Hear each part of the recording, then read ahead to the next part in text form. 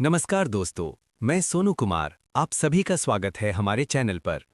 आज हम बात करेंगे शनि की साढ़े साती और एक युवक की किस्मत का खेल। राजस्थान के एक छोटे से गांव किशनगढ़ में एक युवक रहता था जिसका नाम था अर्जुन। अर्जुन बहुत ही मेहनती, ईमानदार और सीधा-साधा लड़का था। उसके माता-पिता का देहांत बचपन में ही हो गया था, इसलिए वो अपनी बूढ़ी दादी के साथ रहता था। अर्जुन का जीवन बहुत कठिन था, लेकिन वो हमेशा भगवान में विश्वास रखता था। हर शनिवार को वो पास के शनि मंदिर में जाकर दीपक जलाता और प्रार्थना करता।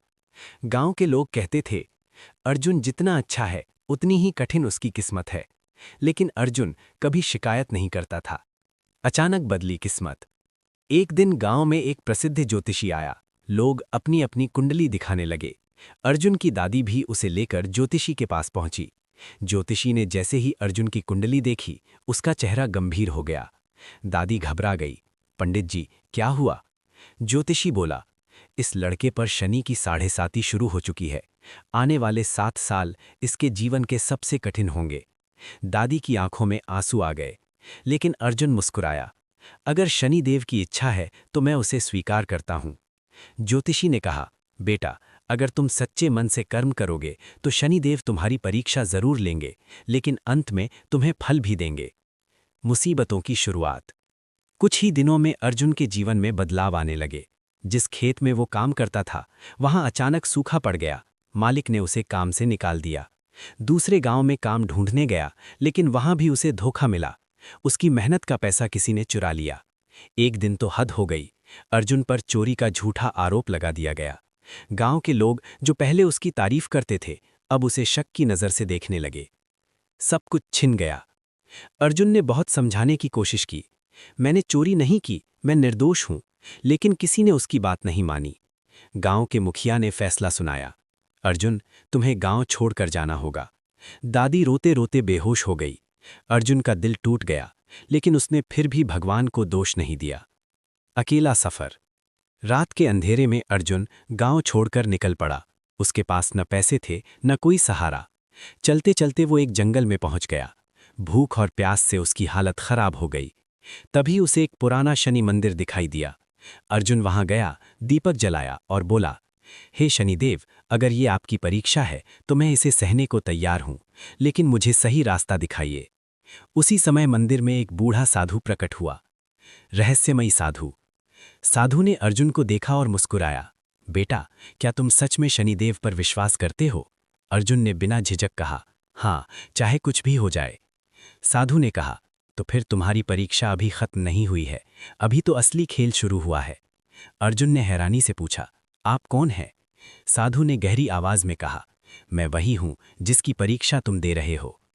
अर्जुन कुछ समझ पाता, इससे पहले ही साधु गायब हो गया। अगले भाग में अब अर्जुन के जीवन में क्या होने वाला था? क्या वो इस कठिन परीक्षा को पार कर पाएगा? क्या शनिदेव सच में उसकी मदद करेंगे? शनि की साढ़े साती और एक युवक की किस्मत का खेल। रात गहरी हो चुकी थी। जंगल में चारों ओर सन्नाटा था। केवल झिंगुरों की आवाजें गूंज रही थीं। अर्जुन अभी भी उस रहस्यमयी साधु के बारे में सोच रहा था। मैं वही हूं जिसकी परीक्षा तुम दे रहे हो। ये शब्द उसके कानों में बार बार गूंज रहे थे। अर्जुन समझ चुका था, वो कोई साधारण साधु नहीं था, वो स्वयं शनिदेव थे। उसने तुरंत मंदिर में माथा टेका और बोला, हे शनिदेव, मुझे शक्ति दीजिए कि मैं आपकी हर परीक्षा में सफल हो सकूं। नई सुबह, नई परीक्षा। सुबह होते ही अर्जुन ने अपने सफर की शुरुआत की। कुछ दूर चलने के बाद उसे एक नगर दिखाई दिया, विजयनगर। वो काम की तलाश में इधर उधर भटकने लगा। कई जगह गया, लेकिन हर जगह उसे ठुकरा दिया गया। तभी उसे एक व्यापारी मिला, सेठ धनराज। सेठ ने अर्जुन को ऊपर से नीचे तक देखा और बोला, काम करेगा? अर्जुन ने तुरंत कहा, जी सेठ जी, मैं कोई भी काम कर सकता हूं। सेठ ने उसे अपने घर में नौकर रख लिया। ईमानदारी की परीक्षा। अर्जुन दिन रात मेहनत करता। सेठ के घर का हर काम वो पूरी ईमानदारी से करता। कुछ ही दिनों में सेठ की पत्नी भी उससे खुश हो गई। लेकिन शनि की परीक्षा अभी खत्म नहीं हुई थी। एक दिन सेठ के घर में एक कीमती सोने का हार गायब हो गया। पूरा घर हिल गया। सेठ चिल्लाया, ये काम जरूर किसी नौकर का है। सभी की नजर अर्जुन पर गई, क्योंकि वो सबसे नया था। झूठा इल्जाम फिर से। अर्जुन घबरा गया।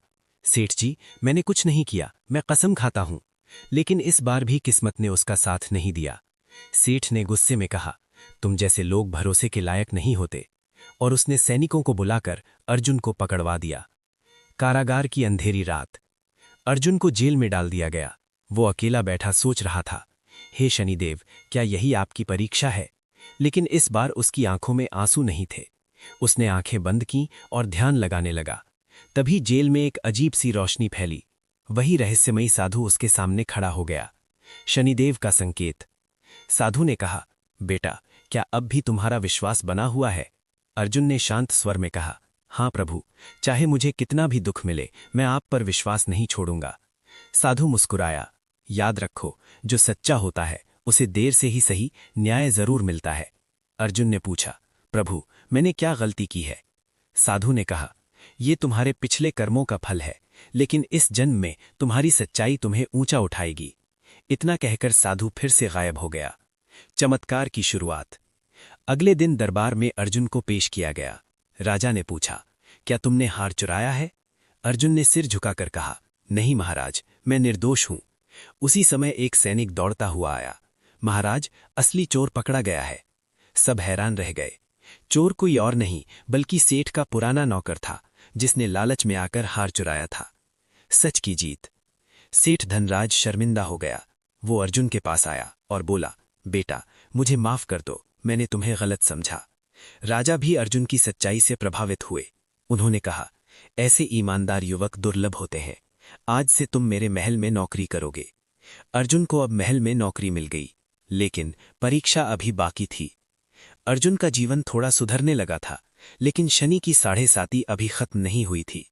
एक रात महल में एक भयानक घटना होने वाली थी, जो अर्जुन की जिंदगी को फिर से बदल देगी। महल में अर्जुन की नई जिंदगी शुरू हो चुकी थी। अब वो राजा के सबसे भरोसेमंद सेवकों में गिना जाने लगा था। उसकी ईमानदारी और मेहनत से हर कोई प्रभावित था।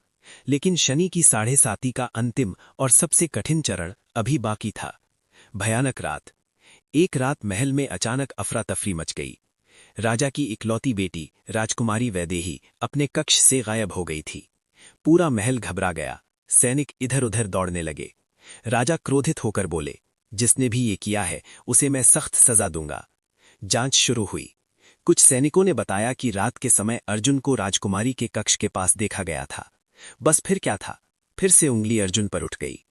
अर्जुन ने कहा, महाराज, मैं निर्दोष हूं, मैं तो बस पहरा दे रहा था। लेकिन इस बार मामला बहुत गंभीर था। राजा ने कठोर स्वर में कहा, अगर सुबह तक राजकुमारी नहीं मिली तो तुम्हें मृत्युदंड दिया जाएगा। अंतिम परीक्षा। अर्जुन को बंदी बना लिया गया। उस रात वो शांत बैठा रहा, न कोई डर न कोई शिकायत। उसने आंखें बंद की और कहा, हे शनिदेव, अगर ये मेरी अंतिम परीक्षा है तो मैं इसे स्वीकार करता हूं। तभी एक तेज प्रकाश हुआ। वही रहस्यमयी साधु फिर प्रकट हुए। सत्य का उजागर। इस बार अर्जुन तुरंत उनके चरणों में गिर पड़ा। प्रभु, अब तो मुझे सच बता दीजिए, क्या मैं इस परीक्षा में सफल हो पाऊंगा? साधु ने गंभीर स्वर में कहा, अर्जुन, ये तुम्हारी 7.5 की अंतिम घड़ी है। अगर तुम सच्चे हो तो अब तुम्हारा भाग्य बदलने वाला है। अर्जुन ने पूछा, लेकिन राजकुमारी कहाँ है? साधु बोले, राजकुमारी सुरक्षित है, ये सब तुम्हारी परीक्षा के लिए हुआ है। अर्जुन हैरान रह गया। सुबह का चमत्कार। सुबह होते ही महल के दरवाजे खुले। राजकुमारी वैदेही खुद महल में वापस आ गई। सभी लोग चौंक गए। राजा दौड़ते हुए उसके पास पहुंचे। बेटी, तुम कहाँ थी? राजकुमारी ने कहा, पिताजी, मुझे एक दिव्य शक्ति ने सुरक्षित स्थान पर रखा था और उन्होंने कहा कि ये सब अर्जुन की परीक्षा के लिए था। तभी महल में एक तेज प्रकाश हुआ। वही साधु प्रकट हुए, लेकिन इस बार उनका रूप बदलने लगा। पूरा महल कांप उठा। सभी ने देखा, वो स्वयं भगवान शनिदेव थे। राजा और सभी लोग उनके चरणों में गिर पड़े। न्याय और आशीर्वाद। शनिदेव बोले, अर्जुन ने अपनी 7.5 की हर परीक्षा को धैर्य, सत्य और विश्वास से पार किया है। उन्होंने आगे कहा, जिसने कभी हार नहीं मानी, जिसने कभी गलत रास्ता नहीं चुना, वही सच्चा इंसान है। राजा ने अर्जुन से माफी मांगी। बेटा, हमने तुम्हें बार बार गलत समझा। किस्मत का बदलाव। शनिदेव ने अर्जुन को आशीर्वाद दिया, आज से तुम्हारी सारी बाधाएं समाप्त होती हैं। तुम्हें सुख, सम्मान और समृद्धि प्राप्त होगी। राजा ने खुशी खुशी अर्जुन को अपना दामाद बना लिया।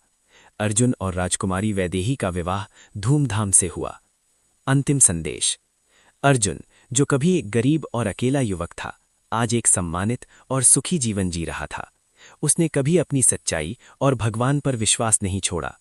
सीख, मॉरल। पहला, शनिदेव कभी किसी के साथ अन्याय नहीं करते, वे केवल कर्मों का फल देते हैं। दूसरा, कठिन समय साढ़े साती एक परीक्षा होती है जो हमें मजबूत बनाती है। तीसरा, सच्चाई, धैर्य और विश्वास से हर मुश्किल को पार किया जा सकता है। वीडियो अच्छी लगे तो लाइक करो, सब्सक्राइब करो, कमेंट में जय शनिदेव जरूर लिखें।